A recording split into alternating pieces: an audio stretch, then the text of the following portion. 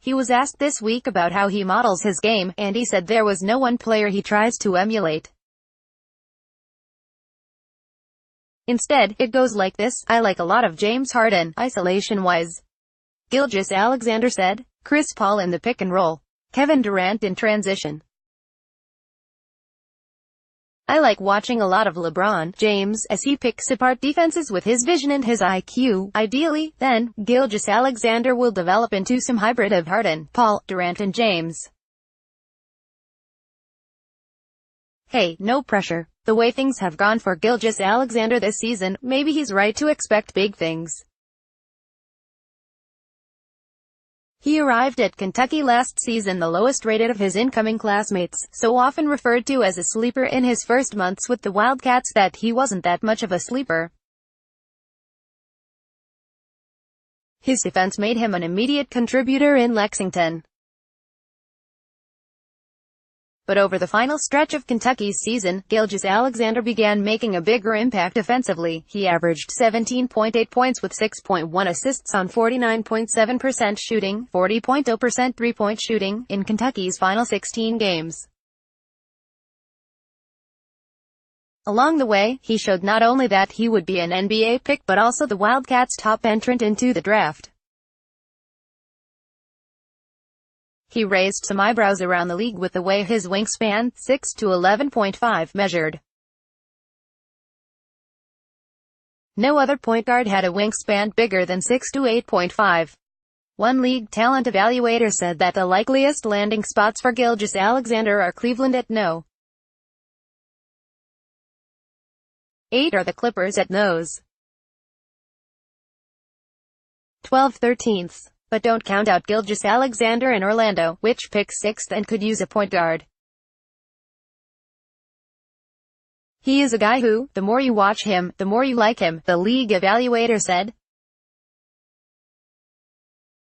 He can shoot, that needs to improve, but he is not a bad shooter. There's a lot to work with there. But he can control a game. He can be a quarterback of your offense.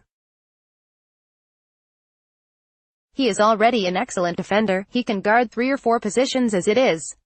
The late lottery might not be early enough. He has moved up and up, and I don't think he is going to stop moving up. Gilgeous-Alexander said that the NBA is better suited for his game, both in terms of how he can attack offensively and how he can provide defensive versatility. My ability to create off the dribble and play make from there, and defend multiple positions. Gilgeous-Alexander said of his strengths. This league is going to, obviously, a more versatile league, playing small ball and things like that. With me being able to guard multiple positions, and a lot of teams are switching things, like the pick and roll and off-ball screens, me being able to defend multiple positions would only help an organization. In meeting with teams this week, Gilgeous-Alexander's rapid improvement this year has been a frequent topic. That's one of the things they have asked about, he said. The uphill climb and how good of strides I made throughout the season. Already, Gilgeous-Alexander has skyrocketed in value this season. He has 5 weeks to continue the climb. Pistons, Trailblazers use unique interview methods. By far, the big hit of the pre-draft combine was the interview setup for the Pistons, who turned to virtual reality to challenge the potential draftees with 12-game-type decision questions. Players were required to don VR goggles, which transported them to the team's practice facility and presented them with plays unfolding around them. Using a remote control, the players would answer the questions.